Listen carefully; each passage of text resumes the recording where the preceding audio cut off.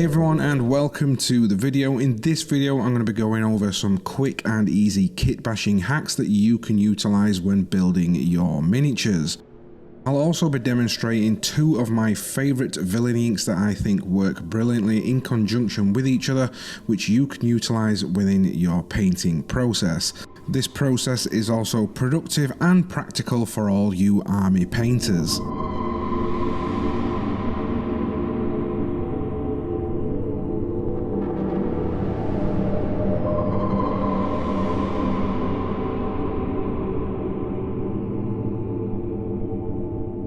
So guys, let's be honest, probably one of the most daunting tasks when it comes to creating miniatures is sculpting. Now, I'm no sculptor myself, I don't claim to be one of the best out there, but I have got a couple of little hacks that I think that you guys will be able to utilize when kit bashing and creating your miniatures. Now, one of the easiest, quickest and effective ways that I've found to be able to create rags, capes and robes is by using green stuff. Green stuff is a really easy and accessible product that I'm sure a lot of us have already got lying about in our drawers, but I'm going to give you a few tips that will probably help you along the way when it comes to using your green stuff. So one thing that they do tell you is to cut it off in an even, so you've got an equal amount of yellow and blue.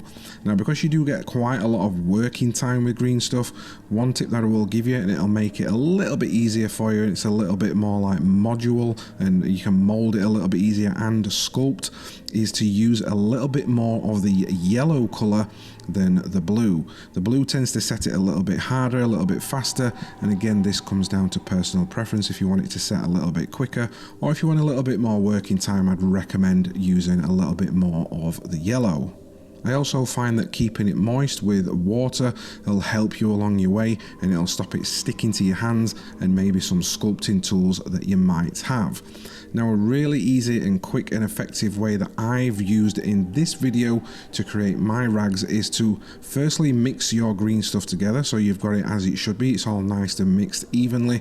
And what we're going to do, we're just going to get like a basic shape. I'm going to squish it and flatten it out in my hands, and then to get the rags, it's very easy. All you need to do is just pull and tear at it, and what that'll do is give you like a flayed and tattered appearance. Then what I do is apply it to my miniature. For this, obviously I've done it in like a circle motion because he's got that open bit at the front, and I just mold it and pull it around to fit my miniature. Once it's on there, I give it around 20 minutes just to start setting a little bit, and once it's done that, I can start to pull it a little bit more if I want it to be a little bit more flayed, but I can also start to manipulate it a bit so that I can add like folds and bends into the rags themselves. Or if you're creating a cape, you can start to make it look a bit wavy, and it's not just going to flop down over time because it's started to set. Now, one thing I realized with this project, because my green stuff is a little bit old, is I started to get these lumps, and I think this is just a process that happens as your green stuff starts to get older. You'll start to get these little lumps in it. Now, I've used them in this, and this just gave it a more textured and grimdark appearance. The second way I've utilized green stuff in this video is to create some wires and pipes, and for this I've used Green Stuff's World's pipe and tentacle roller kit. And to be able to do this, all you need to do is roll your green stuff into a sausage shape, run it through the actual pipe and roller kit itself, and you'll be left with these really nice looking pipes. And again, you can do these in different shapes and sizes, but another tip I'll give you is, again, like we did with a cape, once you've rolled it out into like a straight line, is again leave it around 20 minutes to start to set, and that'll give you enough time to be able to manipulate it after, once it's started to set, so that you can create the shapes and twist them into the desired shape that you desire. So let's quickly speak about this model itself. I have no idea what it is. It was just something crazy that I created. And again, utilizing some of the fundamentals that we teach in other videos, such as like wires and paper clips, I've added these in and around the miniature themselves. Now, I know this miniature probably resembles something from the Adeptus Mechanicus, but for me I wanted it to be some sort of like servitor that's roaming around Terra and filling out some paperwork, and I don't really know. You guys can probably let me know in the comment section below what we should call this miniature. After that, I'm going to give it 2 thin coats of Stynal Res Grey Primer, and now we can get straight into our painting process. So the painting process itself, I'm not going to go into detail with every single colour. My aim here is just to get everything base coated out into the colours that I want them to be. The main bulk of the colour was using Vallejo gunmetal, and then I gave it a zenithal again of Vallejo aluminium. For the rest of the colours, I just hand painted these in. If you want to copy my colour scheme, all the paints will be listed in the description below. So once you've got everything base coated out, what we're going to do now is give everything a unifying wash of Goons Grime. Now I often get asked, and we do get questions on this channel, what's the difference between using it in a brush application to an airbrush application, and for me, using it through an airbrush just gives me that little bit more control of the actual initial application that goes on. And this is applied in a 1-to-1 application. So for example, if I'm using 6 drops of Goons Grime, I'm going to add 6 drops of Mineral Spirits. But using it through an airbrush for me just gives me that little bit more control because it goes on nice and even, and I can build those layers up if I want it to be a little bit heavier, which is what I want for this miniature. I want it to be really dirty and grimy. This guy's not looked after his armor, and over time that dust and grime has just built up. And also a tip when applying it through an airbrush, I'm not just going to hold the trigger down and pull back and just keep applying it like in a spray motion. I'm going to do this in short bursts so that again I've got that control. I'm not going to get any blockages in my airbrush, and it just keeps everything nice and smooth. But just short little quick bursts through your airbrush as you're spinning around the miniature, and this will just help you build up those layers upon each other, and then you can get to the final results that you want. Now when it comes to the removal process for this, because we've built it up quite thick, we want to give it around 10 to 15 minutes to dry, or you can use a blow dry to speed up this process just to flash off that Mineral Spirits. But when it's done, you should be left with this nice matte, grimy, awful brown and green colour, and then we can go into our removal process. So for the removal process, I'm only going to be paying attention to the top half of the miniature. The lower half of the miniature where the pipes are, I'm literally not even going to move the Goons Grime from the area, again because I want that really thick, awful grime, as though the guy's been walking along, or should we say floating along, and these pipes have been dragging along into the dust and grime. But for that, we're not going to remove that, we're just going to be paying attention to the top half of the miniature. Now there are a number of ways and tools that we can use to help us remove the enamel from the miniature itself, and one of the first and quickest, easiest ways is to use a Q-tip or a sponge. I'd always recommend using Q-tips first, as these give you a little bit more control, and I know in this video and previous videos, and I've gone over this before, I use sponges. This is just because I've got used to them, and I've got used to that, how much like I can control it. But I'd recommend starting off with some Q-tips, as this will give you the best control so that you don't remove too much, because sponges, because they absorb a little bit more Mineral Spirits than what like a Q-tip would do, what you don't want to do is remove too much first of all.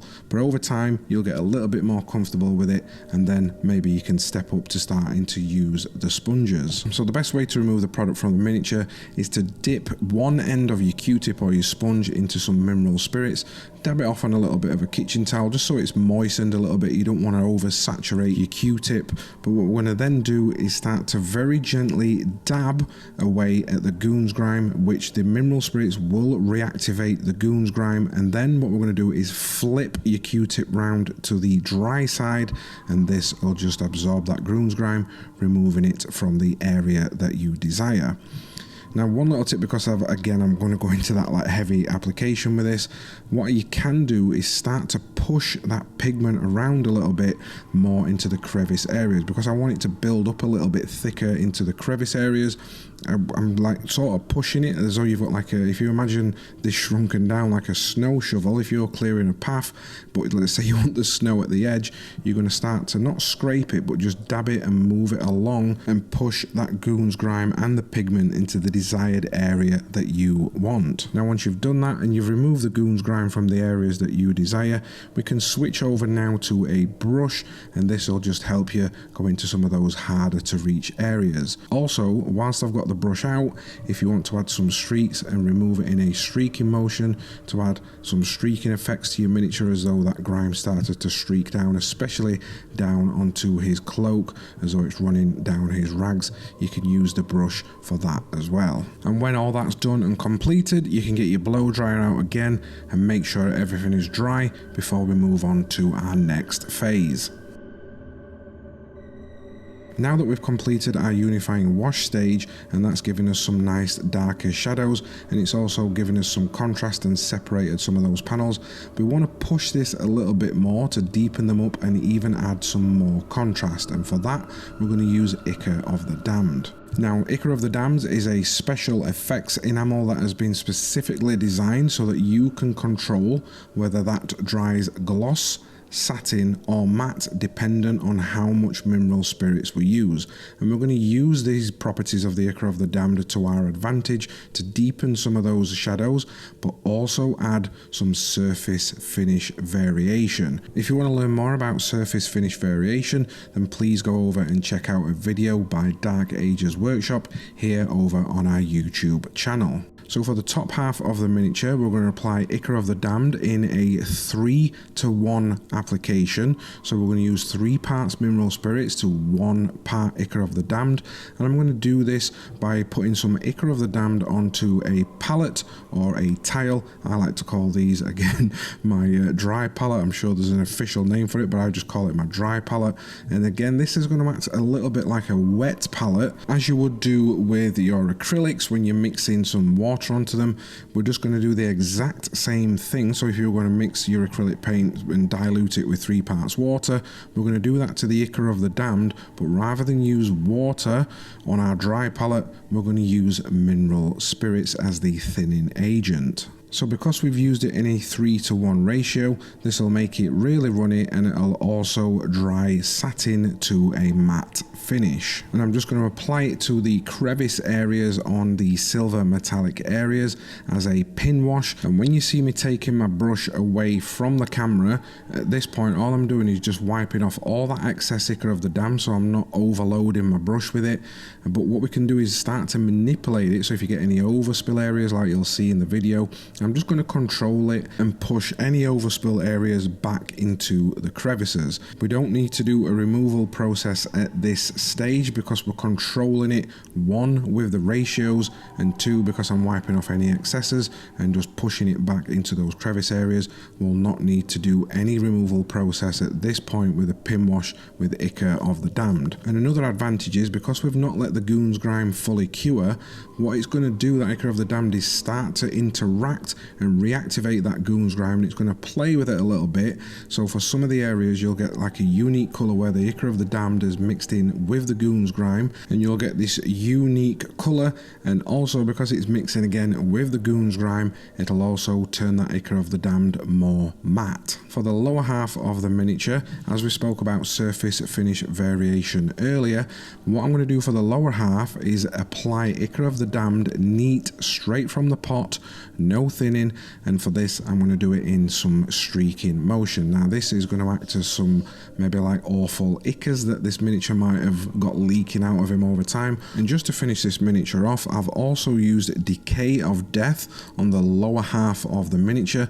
This was some of his robes and also onto the pipes. I used Villainy Ink's Decay of Death. I also thinned down some Abtalon 502's dust, and I've applied this in and around the lower half of the miniature in some splat motions, and then I've gone back to a clean bowl of mineral spirits with my brush and just manipulated some of those splats into some streaks. Now with phase 2 around the corner, I'd keep your eye out because there may be a colour that's very similar to this coming out in phase 2. And that brings us to the end of this tutorial. Now I know it's been a quick one, but I just wanted to go over some quick kit bashing hacks and also different ways that we can use the Villainy inks. Also, don't forget that the Grimdark challenge is back, and this month's Grimdark challenge is Forest Freaks, and you can learn all about this over at the Grimdark Compendium. I've been Nate the Feral Painter, and until next time, I'll catch you in our next video.